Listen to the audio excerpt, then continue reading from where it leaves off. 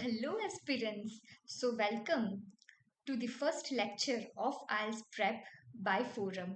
आज मैं आपको थोड़ी बहुत रीडिंग में हेल्प करना चाहूँगी.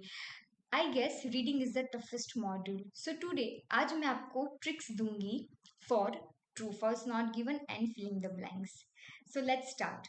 गाइस, हमेशा ये चीज़ नोट डाउन करनी है कि आपको 90% आपका reading 90 to 95% of reading will work on synonym and it will work in series. So series में ही सारी चीजें होगी. ओके, सो आंसर्स को ढूंढने के लिए आपको कौन सी चीजों का ध्यान रखना पड़ेगा ताकि आप अपना आंसर्स इजीली फाइंड आउट कर सकते हो. ठीक है. सो अगर आपको फर्स्ट क्वेश्चन का आंसर ए पैराग्राफ में से मिल रहा है तो सेकंड का जरूरी नहीं है कि बी में मिले, मे बी सी में भी मिल सकता है. सेकंड का आंसर फिर से डी में मिलेगा, थर्ड का आंसर ई में मिलेगा एंड लाइकवाइज. बट ऐसा नहीं होगा कि नेक्स्ट क्वेश्चन का आंसर फिर से आपको फर्स्ट पैराग्राफ में मिल रहा है. सो ये चीज आपको ध्यान में रखनी है. सो वो 3 to 4 टेक्निक्स क्या है जिससे आप अपने आंसर्स को इजीली फाइंड आउट कर सकते हो.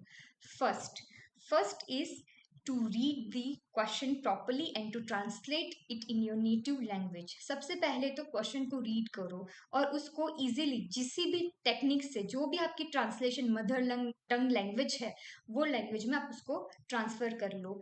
फॉर इंस्टेंस, आप गुजराती हो या आप हिंदी हो तो क्वेश्चन पढ़ने के बाद उसको ट्रांसलेट कर दीजिए ताकि आपको पता चले कि क्वेश्चन क्या कहने की कोशिश कर रहा है.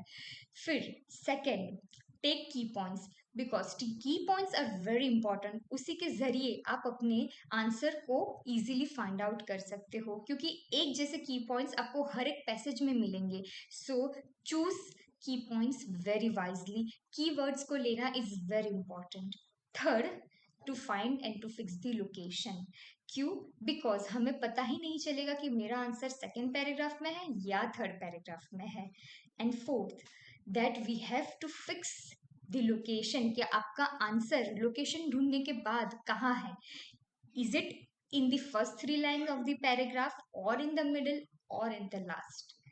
फॉर एग्जाम्पल, अगर मैं अपनी बात करूं कि कोई क्वेश्चन में पूछा गया है कि मेरी फेवरेट चीज क्या थी खाने में, आप कैसे उसको ढूंढोगे? आप सबसे पहले क्वेश्चन को समझोगे, समझने के बाद की पॉइंट्स लोगे एंड देन आप उसको आराम से लोकेशन लिखोगे. अब लोकेशन में अगर कलर की बात हो रही है और फूड की बात हो ही नहीं रही है और आप कलर के सेक्शन में आपका आंसर ढूंढने जाओगे तो आपको नहीं मिलेगा, right.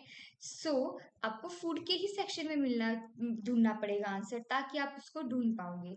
So yes, this are the 4 techniques जहाँ पे आप इजीली कॉम्बैट कर सकते हो and you can easily get the answer.